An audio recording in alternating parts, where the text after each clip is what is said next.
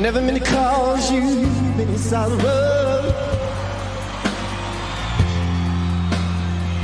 I never meant to cause you any pain.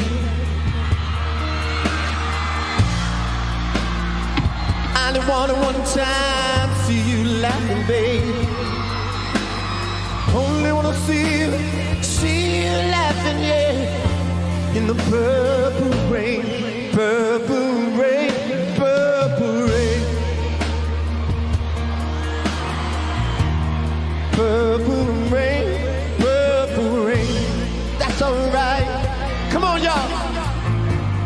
Purple rain, purple rain. Oh yes. Don't it feel good? Only wanna see you. Can I play this guitar?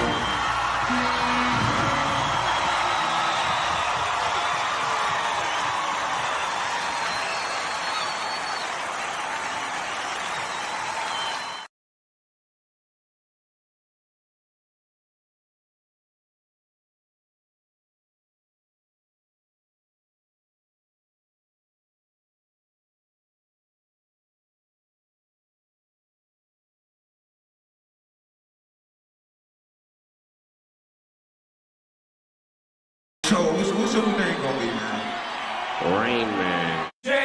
Rain Man is back with Little Miss Sunshine. Rain Man, Rain Man, Rain Man, Rain Man. Everybody say, it's the Rain Man. Can we have a rainy day and make it rain?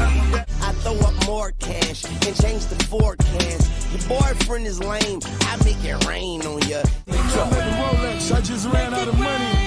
I need to borrow 50,000 cash. Make it rain. Got money and you know it. And show it and know it. Took a lick in the mirror, said what's up, what's up. I was splurging on trips, but when I get my car back activated. Okay, so let's investigate the definition or meanings behind the name of Baal. So Baal means owner, lord, and husband. Mm-hmm. Isaiah describes the relationship with God as the husband. And, so it's interesting that they're counterfeiting that.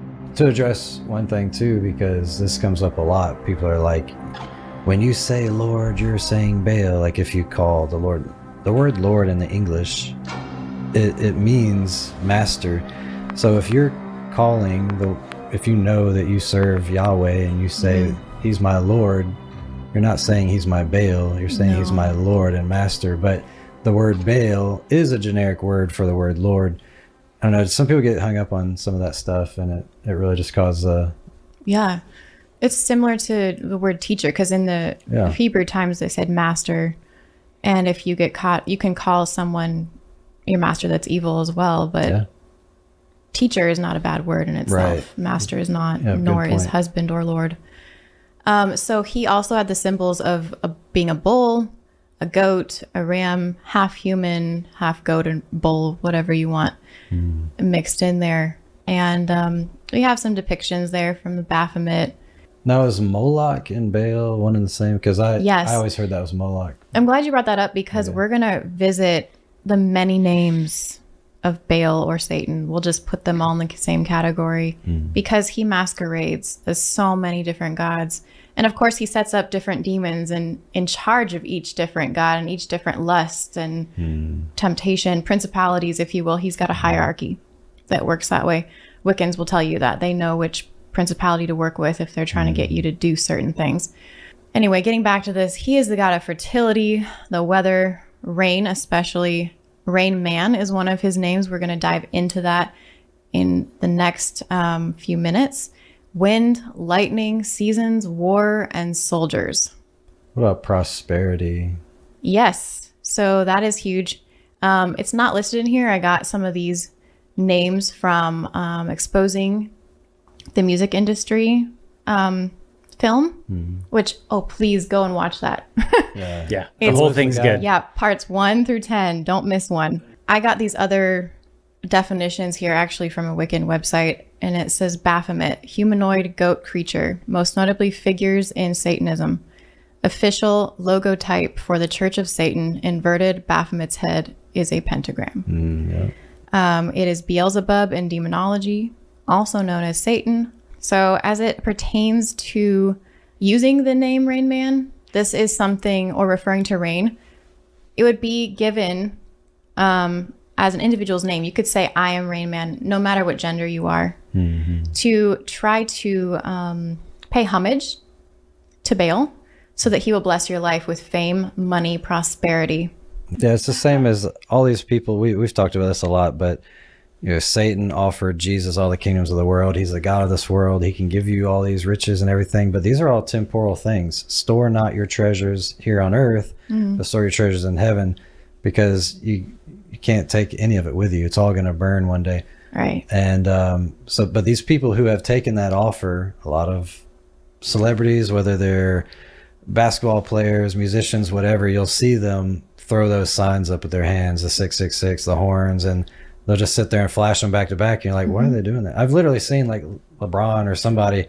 Yeah. He's not even looking at the camera. The camera's and he's just looking kind of up and just like flashing. He's just like, what is he doing? But he's just giving allegiance, just like we would be praying, like, God, help me do this thing, speak through me. The more times that you can actually pay homage through symbols, through whatever you do and say, the more it's said that you are going to be blessed with fame and fortune. You call on Rain Man or rain, meaning that someone, in reference to someone who offers abundant blessings from above, someone who likes to make it rain, meaning here's how we get into the symbolism here. I'm reading from that area, throwing money on strippers or towards strippers, usually carrying a lot of cash in his hand, ready to throw. Someone who can give you any woman or man you desire. Someone who can make you rich or famous. The Rain Man symbolism can be shown in several ways, but mainly in pop and hip hop music. It is shown by throwing money or having money appear to be coming down from above. So Rain Man is, as we're connecting the dots, Baphomet or the devil. And they will use the words Rain Man, rain, umbrella, Ella, and A. For some reason, those are like the key terms for you invoking Rain Man. Yeah. I think it's also important to know, like in the Bible, when we have the stories of Baal, Israel, in the years of Elijah, they were worshiping Baal, and they were saying that the rain came from Baal, you know, and stuff. And so it's interesting to see like that where this comes from and what it actually means. Because it's weird that we still have that problem in our culture. Yes. How sensitive should we be? Because you're saying keywords to invoke the rain man, which is the devil. So like something like Ella, if someone has a pet or a child and they want to name, and you're calling that person that name, how sensitive should we be as a culture? Even within the song, there's a lot of repetition. So when you're talking about invoking or evoking something and casting spells and all these things, there is a lot of repetition that goes into that. So context does matter. I don't know definitively if like calling, as if that's a nickname someone has or a pet. Oh no, don't know. But in the context of a song, and it's a posture of worship or a chant, you know, that I'm glad you brought that up. Context, I think, is important. It is. So the context of how this is brought out, if your child is named Ella, I don't think that's like, you know, you're evoking Satan. No, so yes, the What context. if your kid's name is Lucifer? Well, yeah. Don't call him Lucy. And it's a whole package, because in her music video, as the chorus is being sung, the visual is her in rain. And the thing is, someone watching this, you're like, oh, that makes sense because the song is umbrella. And what do you use umbrellas for? In rain. But putting all these elements together, oh man, so intentional. Dude, that thing goes so deep, man. Like the rain splashes on her stomach specifically, and they're talking about fertility. And then like when it splashes at the screen, it makes a Baphomet symbol, a rain shape. Dude, it's there's no accidents in graphic design. I'll tell you that. As a graphic designer myself, it might like, whoops, I accidentally made a Baphomet head fly at the screen. Like it just doesn't happen. When you know, if you look up, like you've heard, they sign their name in blood and this contract and everything. That I kind of deep dived into that one time, and it is the Rain Man that they're actually selling their soul to, that they're signing this contract to. Wow. We make movies about it. There was a movie about some rock band that I don't remember the name of that, but it was like, look, if they're making movies about it, everybody knows about it. Why do people talk about it? You know, it's like there's got to be some truth to this. I think that there's enough evidence. You know, if Satan has so many different names, you know, nobody's going to sign their name in a contract with Satan. I say nobody, but there are some people. But what if his name is Sony? Right. Or EMI? You know, like, okay, so there's like major corporations that have different sub names. Like there's Disney, and then there's Buena Vista or whatever. Like, what if you're signing your name in a contract with Sony, but the one who owns that is Satan himself? I think it's like ministries. You got all these different ministries, which are different facets, but really they're behind the scenes, right? We're all trying to, at least the ones that are wanting to follow the Bible, are all trying to operate underneath what God wants, you know, for the church to have, right? I think the devil's just counterfeiting that. He's got his ministries, and these are his ministries. Yep. These are his ministers. I think so, especially as that connects to John Todd's story again. He was put in charge of the entire Capitol Records company, I think, under the Illuminati and the council that he was on. So that. Yeah, I love that clip. He goes, you know, parents come up to him and say, how many demons do you have in your home? How many demons how do I know if I have demons in my home? He goes, go home and count your records. That's how many demons you got. Yeah, man. It's a big spiritual warfare. Well, and I feel like it's pertinent to bring this up because we're just, you know, first looking at his name and in the music industry. We're going to go so much deeper, but again, this brings us to why do we want to look into this? Why? Because for one, we care about other generations. We care about our children. We care about where the world is going. And we've almost dealt with it with white gloves on, straitjackets and proper language and political correctness and everything. I don't know why, or sidestepped it altogether, some of these topics, because we just don't want to touch on them. I don't know. But we have to address them. This is why. Because it's blatant. It's in your face. And when you're, especially the youth, the children, if they're in a home where they're never exposed to it as well, about what's going to come at you. When Satan comes at you, he comes at you. You're going to experience it. How do you deal with it? If you like this video, like, subscribe, and hit the notification bell so you know when we launch new videos. And drop a comment below, and we'll try to get back to you if we can. Say that again. No. No, I don't know what to say.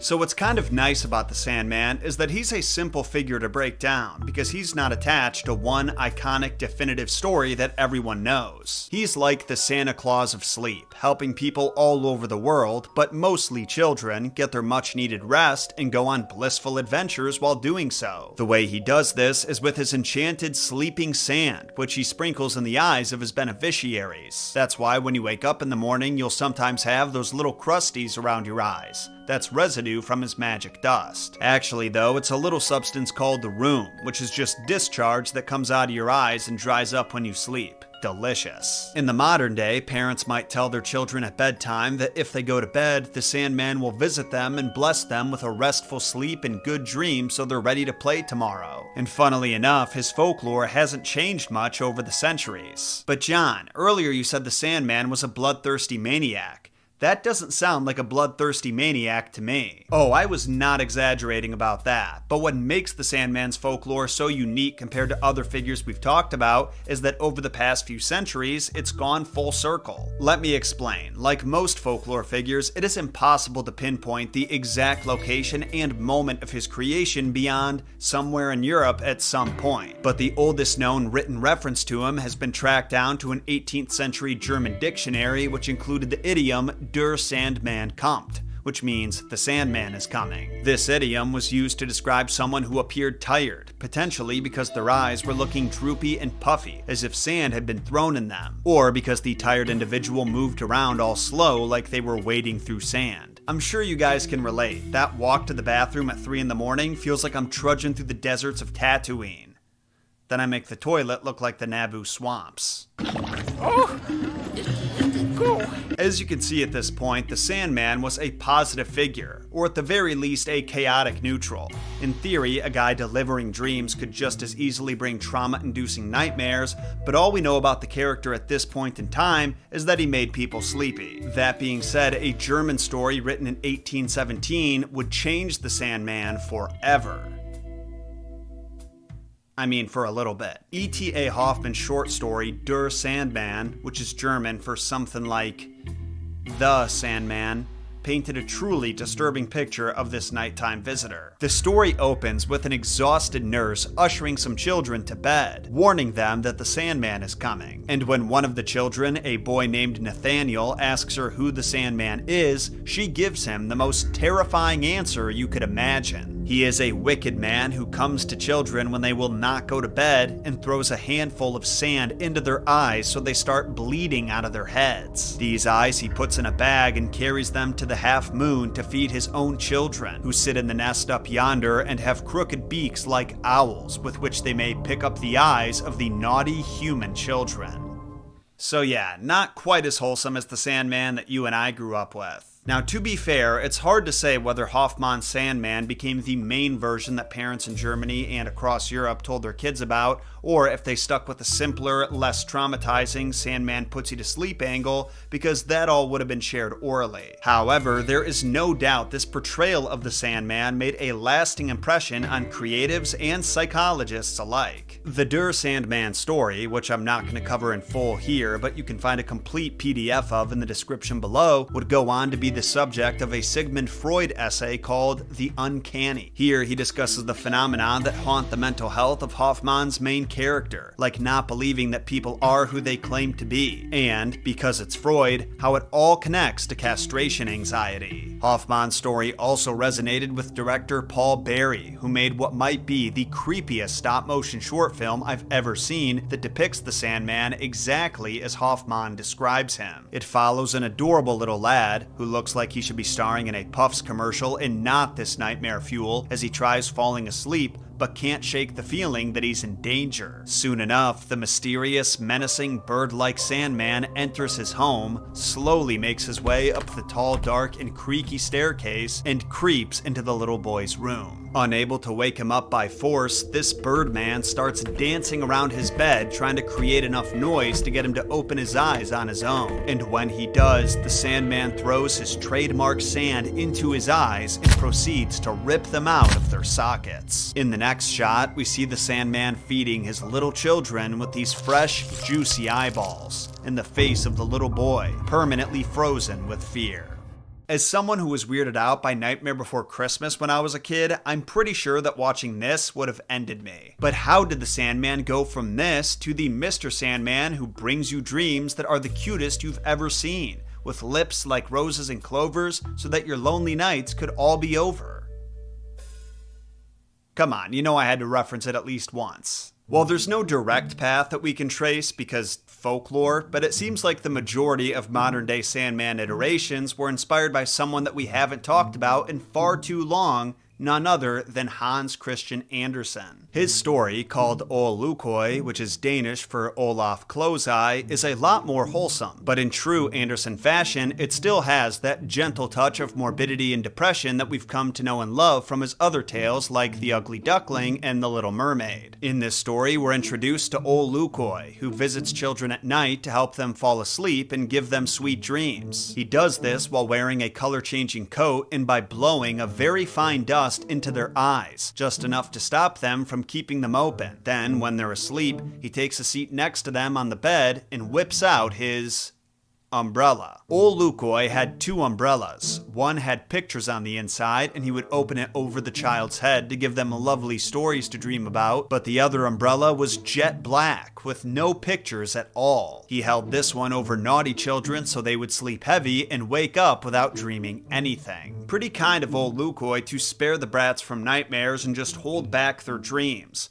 I'm sure if this was a German story, he'd be more like Freddy Krueger. But wait. Krueger is a German name, so maybe Freddy's a descendant of Hoffmann's Sandman. Hoffmann does mention him feeding his victims to his babies after all. Anyway, I'm not going to bother going into detail over all 7 dreams that Ol Lukøy tells the main character because let's just say they came through the gates of ivory. Andersen does conjure up some beautiful magical scenes for his readers, with Ol Lukøy transporting the main character into new worlds with talking furniture, household jungles, and paintings you can climb through, but like most dreams, they don't really amount to anything significant. The really interesting bits come at the end, when Ol Lukøy mentions how adults beg him to visit them because their evil deeds keep them awake at night. Then he reveals that he has a brother who only visits people once.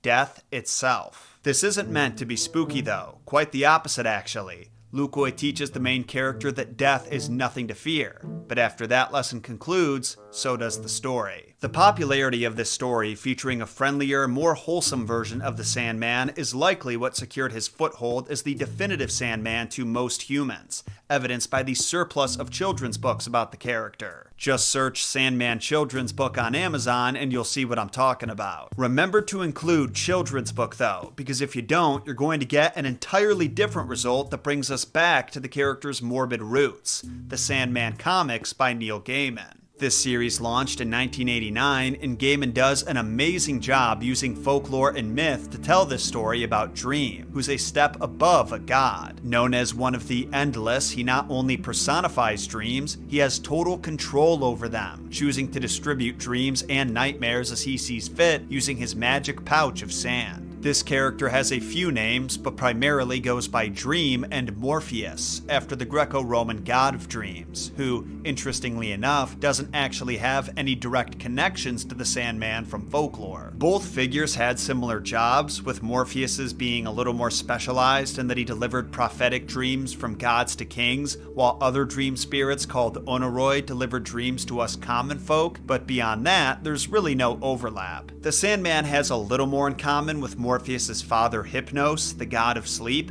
but even then, their tools of the trade are different. The Sandman uses sand to induce sleep, you may have noticed that, while Hypnos travels around with something a little more powerful, a horn of opium. Now, to be fair, I couldn't find any ancient writings that describe Hypnos using this horn on anyone, so it's very possible he doesn't need the opium and just puts peeps to sleep with some kind of god magic. Then again, why carry that thing around if you're not going to use it, right? But while we're on the subject of why, that's the only question we have remaining. Why the Sandman? As in, why does the Sandman exist?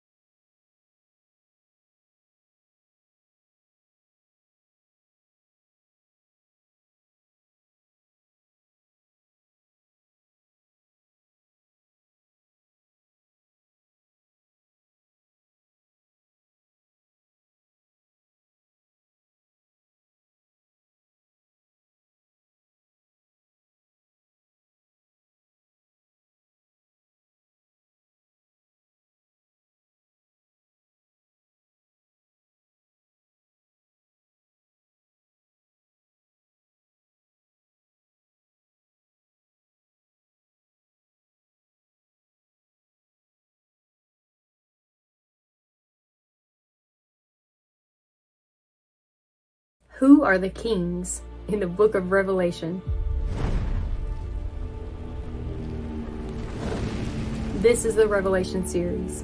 We just talked about the prostitute and the beast, and now we're going to talk about the kings in chapter 17. This has such great commentary in the study Bible of what this represents. So hang tight and let's read scripture first, and then we'll read the study Bible. I'm in Revelation chapter 17. We're going to be reading the rest of chapter 17, which is verses 12 through 18. And the scripture says, "The 10 horns you saw were 10 kings who have not yet received a kingdom, but who for 1 hour will receive authority as kings along with the beast. They have one purpose, and will give their power and authority to the beast. They will wage war against the Lamb, but the Lamb will triumph over them, because he is the Lord of lords and the King of kings. And with him will be his called, chosen, and faithful followers." Then the angel said to me, "The waters you saw, where the prostitute sits, are the peoples, multitudes, nations, and languages. The beast and the 10 horns you saw will hate the prostitute. They will bring her to ruin and leave her naked. They will eat her flesh and burn her with fire. For God has put it into their hearts to accomplish this purpose by agreeing to hand over to the beast their royal authority until God's words are fulfilled. The woman you saw is the great city that rules over the kings of the earth. Now let's read the study Bible. As we ponder the identity of the 7 kings and the emergence of 10 kings, we must see John's theme of worldly power and its ultimate ineffectiveness against God and his people. Their authority only lasts for 1 hour, means briefly for a moment, symbolizing its brevity and ultimate destruction.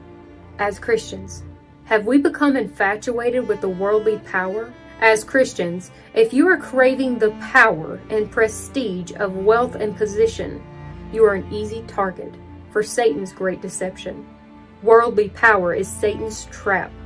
The desires for it can turn us away from God. In a dramatic turn of events, the prostitute's allies turn on her and destroy her. This is how evil operates. Destructive by its very nature, it discards its own adherents when they cease to serve its purpose. An ungodly alliance is an uneasy alliance because each partner puts its own interest first. No matter what happens, we must trust that God is still in charge, that God rules over all the plans and intrigues of the evil one, and that God's plan will happen just as he says. God even uses people opposed to him as tools to execute his will. Although he allows evil to permeate this present world, the new earth will never know sin. Man, that was such a great description of evil. Evil will always turn on each other. Because they have this deep-rooted, selfish intention, they will always be pitted against one another, and they will never be able to trust nor work together for good. Evil is the opposite of good, naturally. And we see here that people of evil have no trust, and they will eventually turn on each other. I know that the symbolism, like we talk about in the book of Revelation, is very deep. People look at it and they have different thoughts of how this actually unfolds and if it's already unfolding. People look at this and they compare it to our world and how we are living now and the power and the corruption and the evil that is running it. And they can paint a pretty vivid picture of what this looks like. I know the book of Revelation will unfold. This is prophecy, but there's a lot of discussion on where we're at in the book of Revelation. Nevertheless, the end will come. Jesus will come back and he will gather his people, and all evil will be destroyed. That is inevitable. Let's go back to the part where it says about the Lamb, because that's Jesus. It says, they will wage war against the Lamb, but the Lamb will triumph over them because he is the Lord of Lords and King of Kings. I know that you've heard that. I've heard that forever, and he is. He is all the above. Jesus is so many things wrapped in one. But we know that he is going to come back. And when he comes back, it's going to be with fire and a sword. When he comes back, it is not going to be to bring peace. It is going to be to gather his people and destroy evil for good. This picture is just a very vivid way to paint the ending, because we know the end is to come. And it helps us to understand a little better on the unraveling of the book of Revelation, because this is the end. On the next episode of the Revelation series, we're going to be talking about chapter 18, and we are coming to a close on the book of Revelation. We're only a few episodes away from that. So we are seeing the very end of the end of times unfold in the book of Revelation as we read it here. So I just thank you for being here. I thank you for listening to the book of Revelation as we have went through each and every chapter and explained more in depth of what it means symbolically and what it means to us today in the lives that we live here on earth, and what it means for our future. We know that the end will come. Jesus will reign. He will have the ultimate victory, and those who are in Christ will be there with him. May God bless you, and I will see you next week on another episode of the Revelation series.